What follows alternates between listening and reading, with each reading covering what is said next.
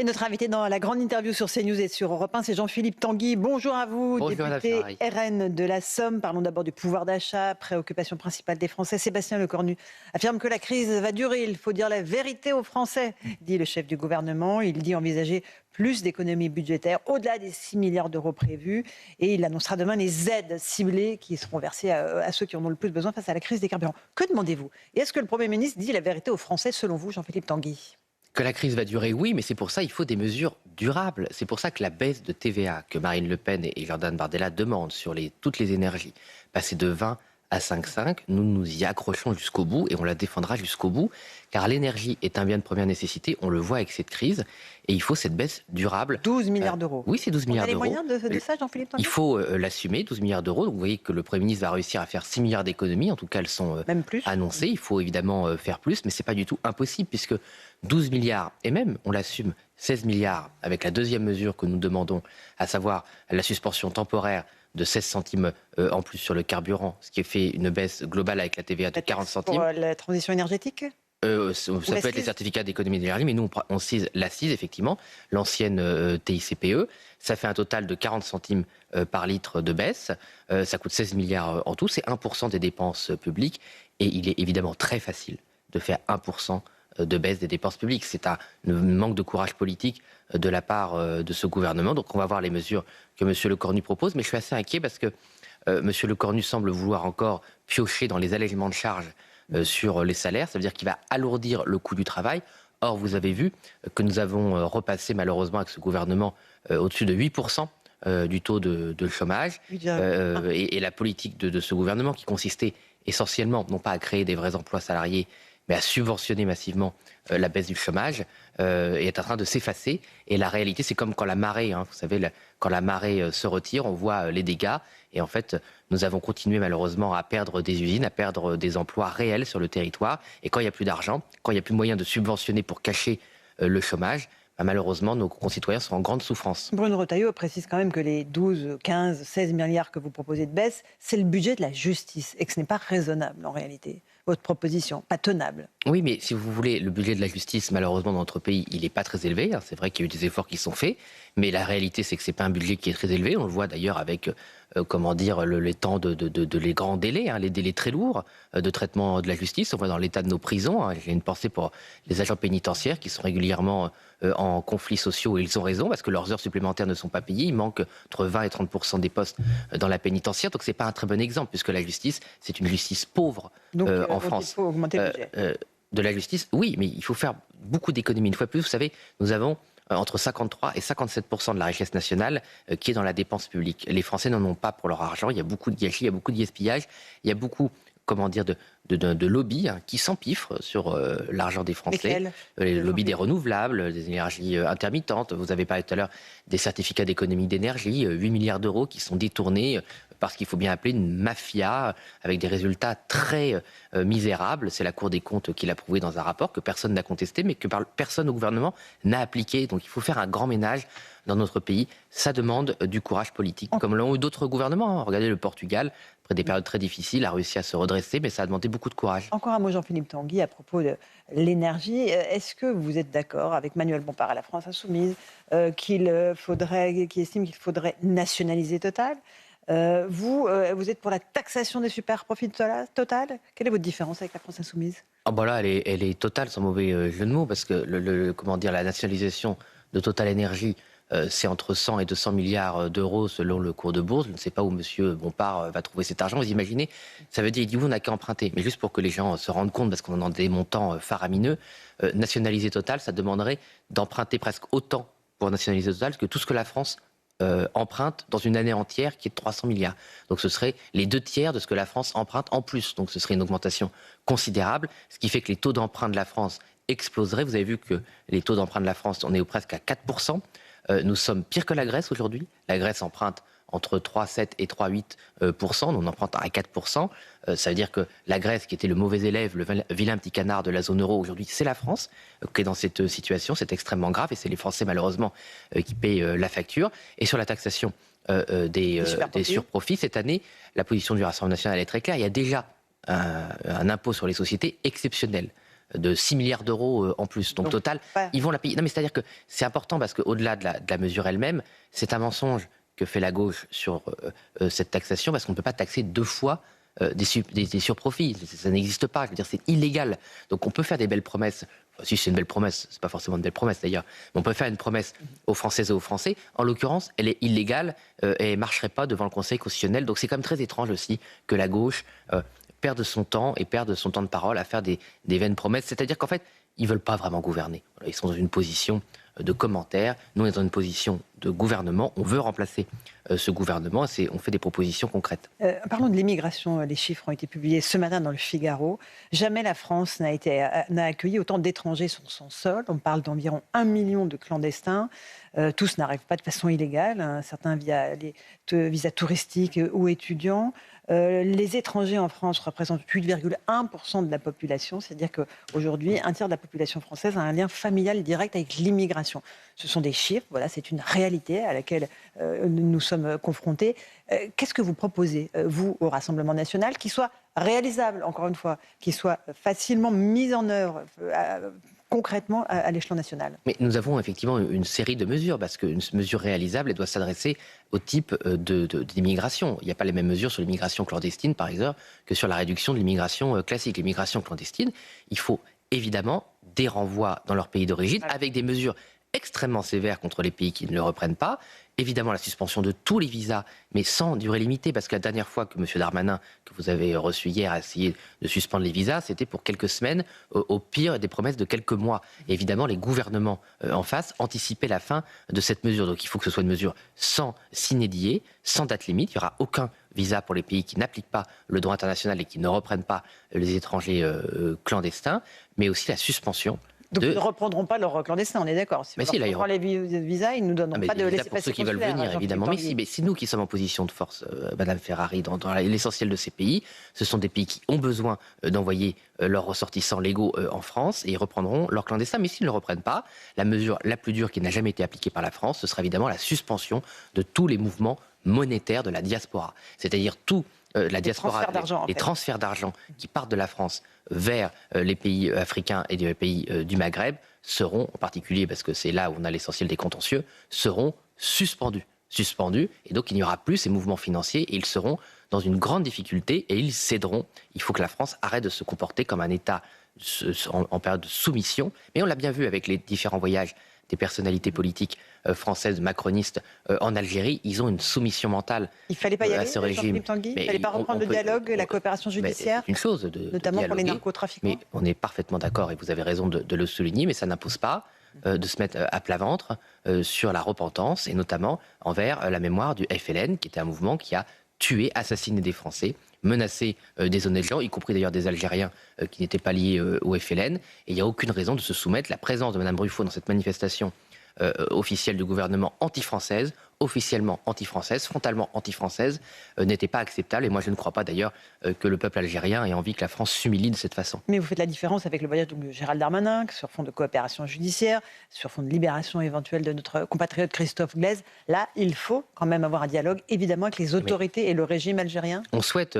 cette libération, évidemment, de Christophe Glaise. Je ne vais pas commenter ce qu'a dit M. Darmanin aujourd'hui, car je ne veux pas, et nous ne voulons pas, évidemment, mettre en difficulté le rapatriement de notre compatriote et mettre en difficulté sa famille, mais il y a des propos qui ont été tenus qui sont problématiques, mais on verra ça plus tard. Mais sur Christophe Glaise ? Sur la façon dont M. Darmanin hier a présenté le cas, mais une fois plus, moi je ne veux pas mettre en difficulté le dossier et le rapatriement de notre compatriote.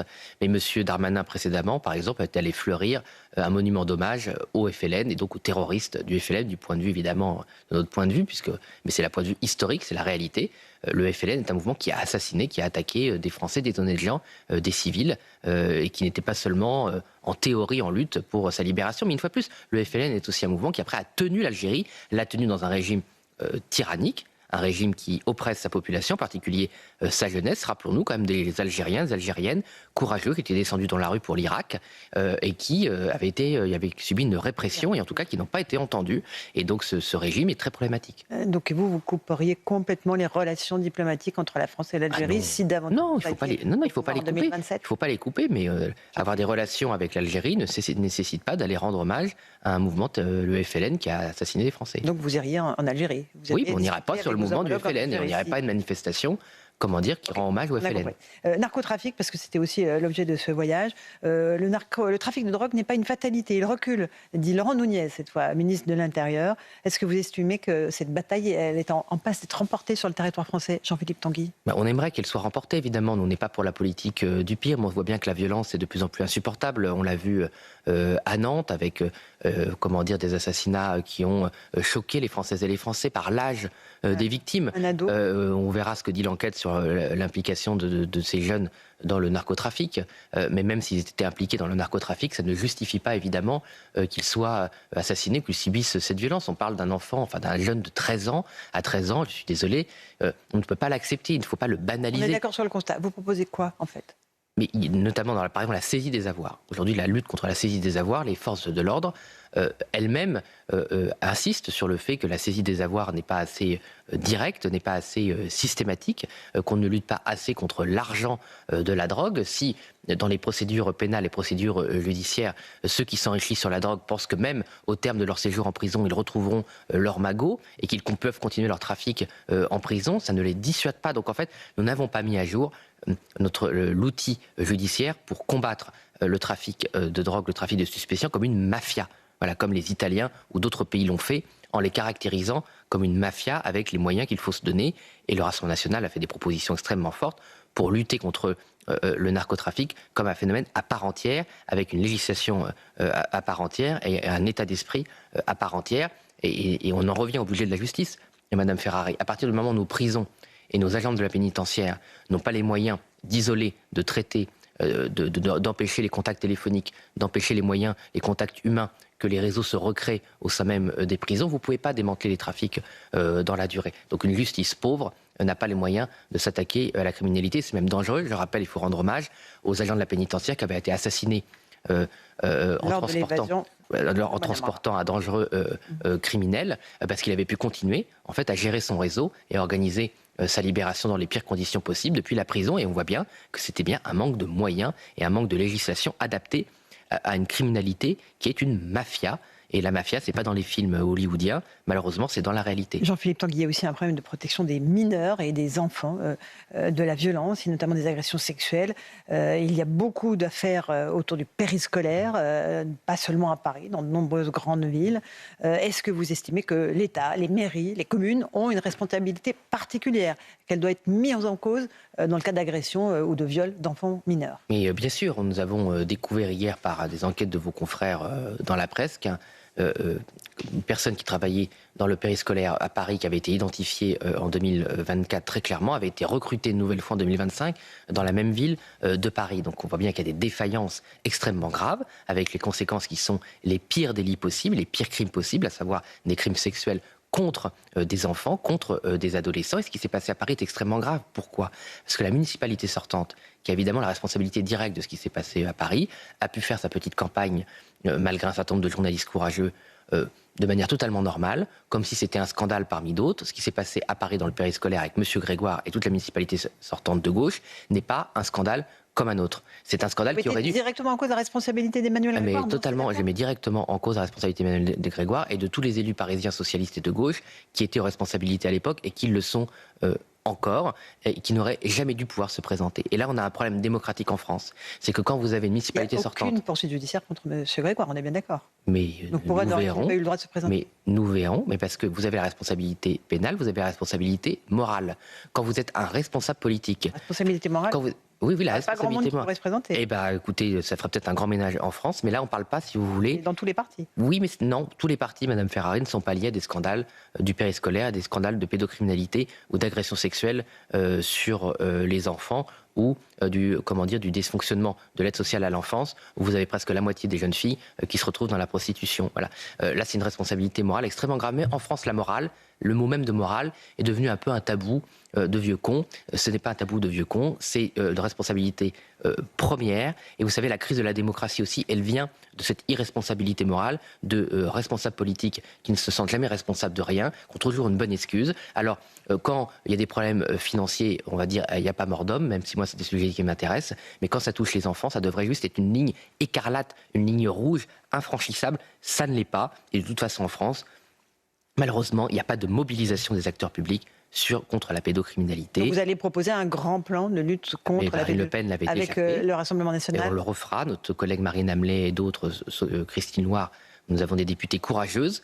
Je constate d'ailleurs que c'est souvent des femmes qui s'occupent de ce sujet parce que visiblement les hommes considèrent que c'est un sous-sujet et ça a aussi une responsabilité dans le fait que c'est mis de côté. C'est que vous avez beaucoup de responsables politiques qui ne voient pas trop le problème visiblement de la pédocriminalité. Mais vous savez, Mme Ferrari, et vous avez beaucoup d'expérience et vous avez suivi beaucoup de campagnes. Pendant très longtemps en France, vous savez qu'il y avait des intellectuels, des écrivains, des hommes politiques qui étaient directement liés à la pédocriminalité ou relativisation de la pédocriminalité qui étaient invités et ça posait pas trop de problèmes. En dehors d'ailleurs de journalistes et encore, il faut le dire comme par hasard, de journalistes femmes qui avaient le courage de dire que c'était pas normal de recevoir M. Matzneff, de recevoir M. Cohn-Bendit et de trouver que tout ce petit monde pouvait vivre leur petite vie et ricaner sur le sort des victimes de la pédocriminalité parce que ça faisait bien Saint-Germain-des-Prés. Donc il y a quand même en France un poison qui s'est répandu sur la banalisation des violences et des crimes contre les enfants ou les adolescents d'ailleurs, parce que ça touche aussi les adolescents. Parlons de 2027. Hier, Éric Zemmour était notre invité dans La France en face. Il dit espérer encore une primaire de la droite. Il estime que Marine Le Pen n'est pas sa principale adversaire, qu'il s'agit de Jean-Luc Mélenchon. Est-ce qu'il y a un changement de ton, trouvez-vous, du côté de Reconquête? Est-ce que vous pouvez envisager de faire une alliance, une union des droites avec lui? Et Monsieur Zemmour, moi j'ai écouté quelques extraits hier, quand même essentiellement insulter les éventuels partenaires de sa propre coalition. Il a encore traité le Rassemblement national de socialiste sans aucun argument, ni sur le programme économique. Oui, mais c'est des lieux communs. Voilà, il faut que Monsieur Zemmour arrête de tourner en toupie sur lui-même et à se parler à lui-même. Tout ça n'a pas de sens. Je veux dire, 90% des propositions de Mme Knafo, elles viennent directement du programme que j'ai construit avec d'autres députés pour le contre-budget. Bon, donc visiblement, si on était socialiste, Mme Knafo ne viendrait pas piquer dans notre programme. Et il a traité M. Ciotti de vassal. Je veux dire, tout ça est lamentable. M. Ciotti, par exemple, vient de gagner la ville de Nice. Donc que M. Zemmour reprenne à la gauche ou aux macronistes l'équivalent de la ville de Nice, c'est pas près d'arriver, puisqu'à part se regarder dans un miroir, il va rarement quand même au front, sur le terrain, pour reprendre des territoires perdus. Il n'empêche que la question des alliances se pose, évidemment, et qu'elle se pose au Rassemblement national comme à tous les partis. On ne peut pas gagner une élection seule. Est-ce qu'il ne faut pas élargir, en dehors de l'UDR d'Éric Ciotti, pour récupérer le maximum de voix, Jean-Philippe Tanguy? Mais il faut absolument élargir, et c'est ce que Marine Le Pen a toujours fait. Elle a élargi, par exemple, aux anciens Debout la France, comme moi. D'ailleurs, il y avait eu 2 fois un accord avec Nicolas Dupont-Aignan. Elle a élargi à l'UDR avec Éric Ciotti. Elle a accueilli des gens de LR. Franck Alizio, Sébastien Chenu viennent de LR. La tête de liste qu'on va présenter pour les sénatoriales dans les Bouches-du-Rhône, elle vient de LR. Le RN est désormais la force motrice de la droite aujourd'hui en France? Mais c'est la force motrice des amoureux de la France, des patriotes. Et évidemment, là-dedans, il y a beaucoup de gens de droite qui ont une ethos de droite, qui ont des valeurs de droite. Mais il y a aussi des personnalités qui peuvent venir d'une gauche républicaine. Et puis vous avez beaucoup de gens qui viennent juste parce qu'ils aiment la France et qu'ils n'ont pas d'étiquette politique. Mais c'est drôle parce que M. Zemmour parle depuis 20 ans de l'union des droites et il est de plus en plus seul. Et Marine Le Pen, elle parle de l'union de la France. Elle a de plus en plus de gens de droite et de gauche autour d'elle. Donc voilà, il y a des gens qui en parlent, il y a des gens qui critiquent, il y a des gens qui la font. Tout ça n'est pas très grave. Et Éric Zemmour a aussi mené des combats intellectuels qu'il faut quand même saluer, parce que même si je le trouve très dur et injuste avec nous et avec d'autres personnalités de la droite, moi je sais reconnaître la valeur intellectuelle et morale de mes adversaires, enfin c'est pas un adversaire, mais de gens qui nous tapent dessus toute la journée. Voilà. Donc Éric, je ne suis pas socialiste, je ne suis pas chevènementiste, je suis gaulliste, patriote, et je suis pour le rétablissement des comptes publics, ce qui n'a jamais beaucoup intéressé M. Zemmour, jusqu'à une période récente, mais Jean-Philippe Tanguy, on peut toujours s'améliorer. Il y a un vote qui va se tenir à propos de la nomination d'Emmanuel Moulin, l'ancien secrétaire général de l'Élysée au poste de gouverneur de la Banque de France. Est-ce que vous allez valider cette nomination? Emmanuel Macron place ses proches à tous les postes stratégiques. Ou est-ce que vous allez voter contre, comme les socialistes, comme la gauche? Non, mais c'est surtout la gauche qui va voter contre nous, parce que pour le coup, on a été précurseur contre M. Moulin.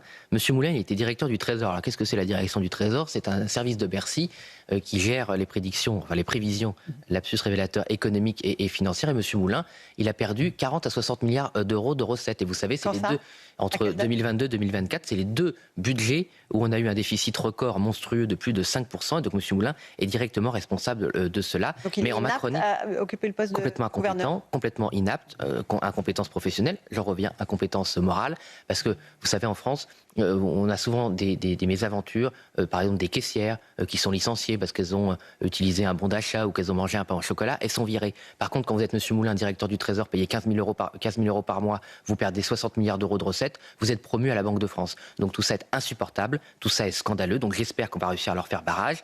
Je me permets de lancer un appel à votre antenne aux sénateurs de LR, aux sénateurs du centre qui doivent faire barrage à M. Moulin ce matin à 9h. Je fais appel à mes collègues LR pour qu'ils ne laissent pas passer M. Moulin, parce qu'aujourd'hui, le fait qu'on fasse barrage au macroniste Moulin, ça dépend de LR. Donc est-ce qu'une fois plus LR va cautionner le verrouillage des institutions par des incompétents avec M. Moulin, ou est-ce qu'ils vont avoir le courage de leurs opinions et faire barrage à M. Moulin? Écoutez, je ne désespère pas de convaincre les LR. Jean-Philippe Tanguy, Merci à vous. votre grande interview sur CNews et sur Europe 1. Bonne journée.